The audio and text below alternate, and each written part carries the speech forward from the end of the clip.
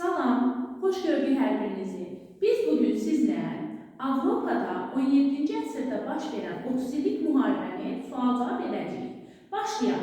Deyin görək, 30 illik müharibə neçənci illəri əhatə edirdi?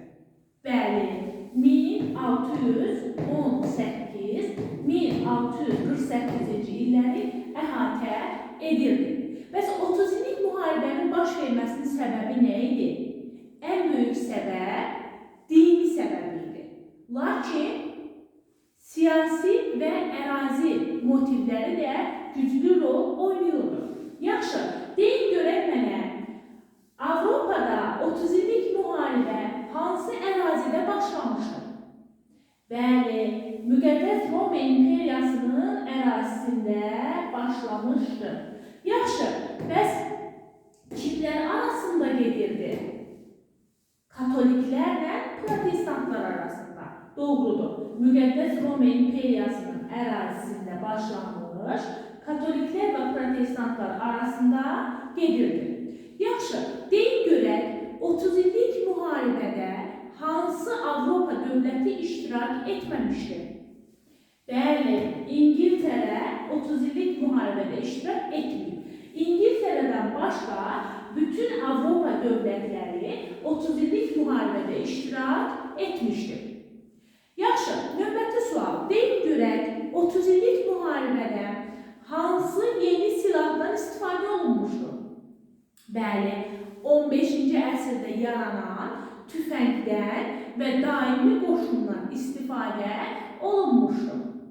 Yaxşı, bəs 30 illik müharibə hansı sülhlə başa çatmışdır və nə vaxt? Bəli, 1648-ci ildə Vestfaliya konfransı keçirilmiş və eyni adlı sülhlə 30 illik müharibə başa çatmışdır. Yaxşı, baxaq burada 30 illik müharibə dövründə Almaniyadakı vəziyyətə. Almaniyada vəziyyət necə idi?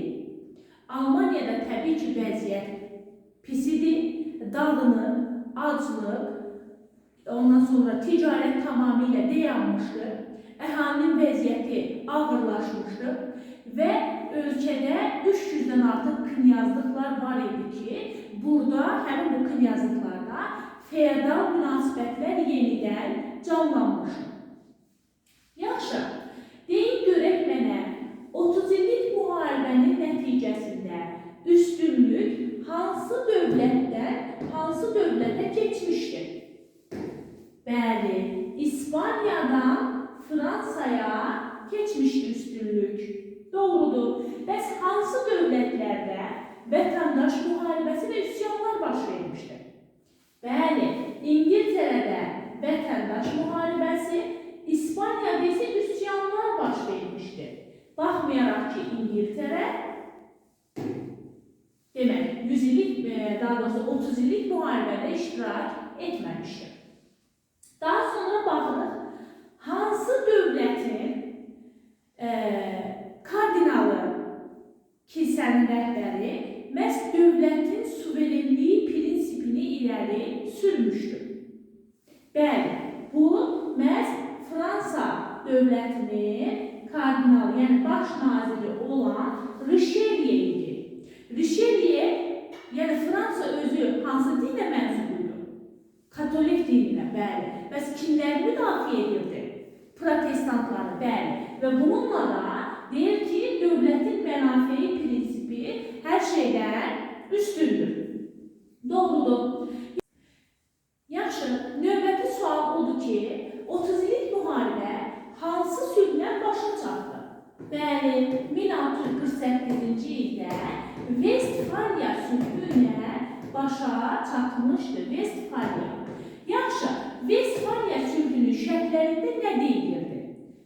Bəli, Vestfaliya sülhünün şərtlərinə görə Müqəddəs Roma İmperiyasını təşkil edən 300-dən artıq knyazlığın müstəqilliyi tanındı. Almaniya siyasi cəhətdən dağınıq vəziyyəti rəsmiləşdirildi. Həmçinin Avropada ilk dəfə artıq müqavilələrdə Papanın imzasına ehtiyac duyulmadı. Həmçinin buradakı knyazlıqların hər hökmdarının öz dinini təyin etmə hüququ var idi. Həmçinin Avropada dünyəvilik güclənmişdi və Vestfaliya sülhü nəticəsində Avropada dini müharibələr başa çatdı. Bəs biz Almaniyada dini müharibələr başa çatdıran sülh var idi. O hansıydı? Bəli, o da 1555-ci ildə imzalanan Augsburg sülhüydü. Lakin Vestfaliya sülhüylə Avropada və Almaniyada dini müharibələr tamamilə başa çatmışdı.